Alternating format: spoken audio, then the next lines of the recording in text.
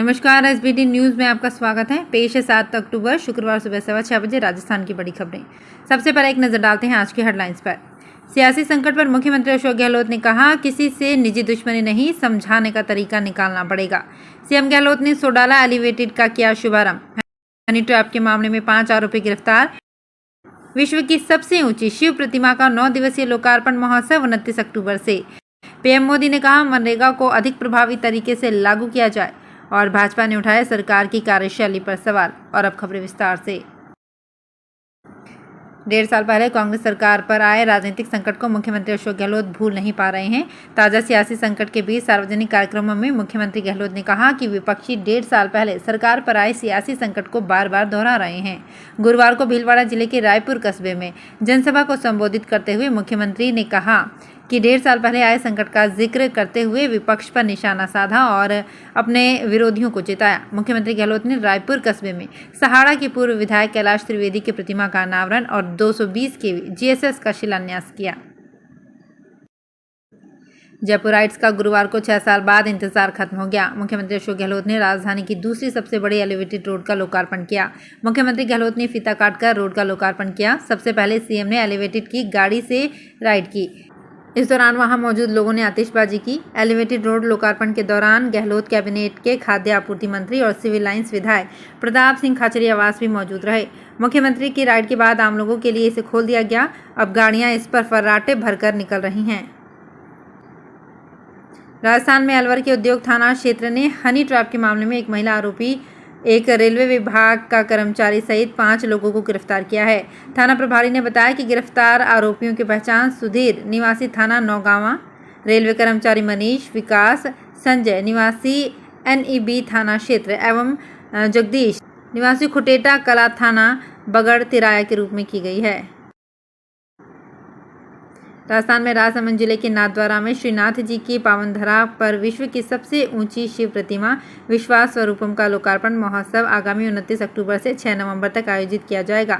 संत कृपा सनातन संस्थान के ट्रस्टी मदन पालीवाल ने आज यहां पत्रकारों को बताया कि इस महा महोत्सव में धार्मिक, आध्यात्मिक, सांस्कृतिक आयोजनों की धूम रहेगी।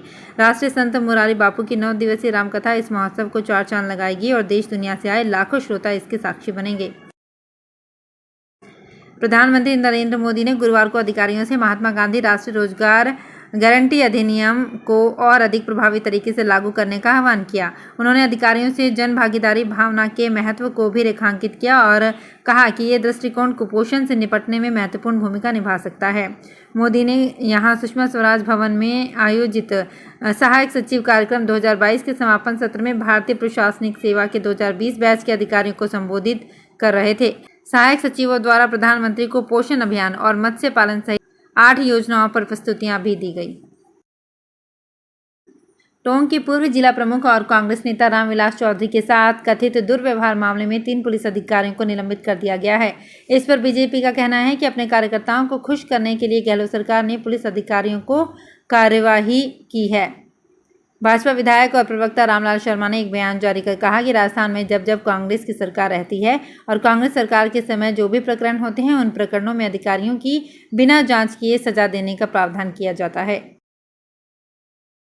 पंजाब ने वर्तमान वित्त वर्ष की इस तिमाही में रिकॉर्ड जीएसटी की वसूली की है। वित्त मंत्री हरपाल सिंह चीमा ने कहा कि राज्य ने घरेलू वित्त वर्ष में 10,604 करोड़ रुपए जीएसटी के तौर पर वसूले हैं। ये पहली बार है कि जीएसटी वसूली 10,000 के पार हुई है। वित्त मंत्री एडवोकेट हरपाल सिंह चीमा ने बताया कि राज्य में चालू वित्तीय साल के दौरान जीएसटी वसूली में 22.6% का विस्तार दर्ज किया गया है। संसार में पक्षियों का विशाल और अद्भुत संचार माध्यम है। पक्षियों का एक ऐसा संसार है जो सभी रहस्यों से भरा हुआ है। हम इंसानों ने आविष्कारों से जीवन को आसान बना दिया, लेकिन पक्षियों के लिए कोई आविष्कार नहीं किया गया। ठंड का मौसम शुरू होते ही हर साल कई जगहों से पक्षी हमारे भारत में आ जाते हैं। बीकानेर, मध्य प्रदेश, अजमेर, जयपुर, कोटा कुछ ऐसे स्थान हैं जहाँ प्रवासी पक्षी डेरा डालते हैं। मसाला फसलों के उत्पादकों और व्यवसायियों को कलौंजी की नई किस्म के लिए 1 साल और इंतजार करना पड़ेगा। वैसे तो नई किस्म की घोषणा इस महीने होनी थी, पर कलौंजी पर चल रहे शोध को 1 साल और बढ़ाया गया है। अब नई किस्म का उत्पादन अगले वर्ष अक्टूबर या नवंबर से किया जा सकेगा। अजमेर के तबीजी स्थित राष्ट्रीय बीजीय मसाला अनुसंधान केंद्र के निदेशक डॉक्टर शैलेंद्र नाथ सक्सेना ने बताया कि फिलहाल केंद्र की ओर से विकसित कलौंजी की 2 किस्में अजमेर कलौंजी 1 और अजमेर कलौंजी 20 प्रचलन में हैं। एक तरफ सरकार किसानों की आय दुगनी करने की बात करती है और न्यूनतम समर्थन मूल्य में भी हर साल कुछ बढ़ोतरी करती है, लेकिन दूसरी तरफ सरकार की नीतियों एवं निर्णयों से किसानों को बड़ा नुकसान उठाना पड़ रहा है। इस साल नागौर जिले में मानसून की बारिश समय पर होने से मूंग की बुआई भी समय पर हुई और सितंबर के शुरुआत में फसल पकने पर किसान मूंग लेकर मंडी पहुंचने लगे, लेकिन सरकार की नींद अब तक नहीं खुली, जिसके कारण किसानों को MSP से 1000 से 1500 रुपये प्रति क्विंटल नीचे मूंग बेचना पड़ रहा है। केंद्रीय जांच एजेंसी CBI ने देश भर में साइबर क्राइम से जुड़े 26 लोगों को गिरफ्तार किया है। ये गिरफ्तारी ऑपरेशन चक्र के तहत की गई है। CBI के एक सीनियर ऑफिसर ने गुरुवार को बताया कि यह ऑपरेशन स्टेट पुलिस, इंटरपोल और अन्य दूसरे देशों के सहयोग से शुरू किया गया है। ऑपरेशन चक्र के तहत CBI ने कुल 115 ठिकानों की तलाशी ली। एजेंसी ने 87 स्थानों पर छापेमारी की, जबकि राज्य पुलिस ने 28 स्थानों पर छापा मारा। ये छापेमारी दिल्ली, कर्नाटक, पंजाब, चंडीगढ़, अंडमान और निकोबार, असम, पुणे, अहमदाबाद, राजस्थान, हरियाणा, पंजाब में की गई है।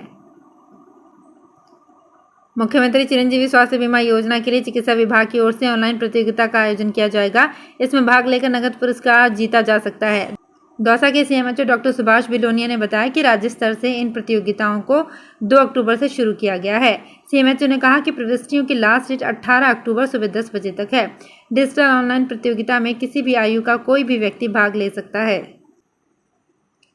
देश के बड़े बड़े इंडस्ट्रियलिस्ट राजस्थान में इन्वेस्ट करने जा रहे हैं। इनमें अंबानी, अडानी, लक्ष्मी निवास, मित्तल, बिरला, बजाज जैसे मशहूर उद्योगपति भी शामिल हैं। इससे 11 लाख लोगों के लिए रोजगार का रास्ता खुलेगा। 10 लाख करोड़ रुपए का तो प्रपोजल सबमिट हो चुका है। इन्वेस्ट राजस्थान समिट के माध्यम से इंडस्ट्रियलिस्ट को राजस्थान आने का न्योता दिया गया है। शुक्रवार को इन्वेस्ट समिट की शुरुआत होने जा रही है। 7 और 8 अक्टूबर को जयपुर के JECC सीतापुरा में ये कार्यक्रम चलेगा। राजस्थान की पूर्व मुख्यमंत्री वसुंधरा राजे के ड्रीम प्रोजेक्ट द्रव्यवती नदी रिवर फ्रंट का काम करने वाली कंपनी टाटा ग्रुप ने प्रोजेक्ट के मेंटेनेंस का काम बंद कर दिया है। JDA से हुए विवाद के बाद कंपनी ने पिछले दिनों काम बंद करने की चेतावनी दी थी। कंपनी के इस कदम से अब वहां बने STP प्लांट समेत अन्य रखरखाव का काम बंद हो गया है। यहां बने 5 STP से इस नदी में ट्रीट किया हुआ पानी बहाया जाता है। इस STP के बंद होने से अब यहाँ पानी फिर से पहले की तरह सड़ने लगेगा। खादी एवं ग्रामोद्योग आयोग के नई दिल्ली के कनॉट प्लेस शोरूम में खादी इंडिया ने गांधी जयंती पर रिकॉर्ड 1 करोड़ 34 लाख रुपए की बिक्री दर्ज की है। केंद्रीय सूक्ष्म, लघु एवं मध्यम उद्योग मंत्रालय ने गुरुवार को यहां बताया कि इस वर्ष 2 अक्टूबर को खादी इंडिया के CP शोरूम ने एक बार फिर एक ही दिन में खादी की बिक्री का नया कीर्तिमान बनाया है। गांधी जयंती पर खादी इंडिया शोरूम ने 1 करोड़ 34 लाख रुपए की बिक्री दर्ज की है। पिछले वर्ष 2 अक्टूबर को 1 करोड़ 1 लाख रुपए की बिक्री की गई थी। तो फिलहाल इस बुलेटिन में इतना ही। फिर हाजिर होंगे कुछ और बड़ी खबरों के साथ। अगर आप भी अपने आसपास की छोटी बड़ी और महत्वपूर्ण खबरों से अपडेट रहना चाहते हैं तो सब्सक्राइब कीजिए हमारे चैनल SPT न्यूज को और प्रेस कीजिए बेल आइकन पर।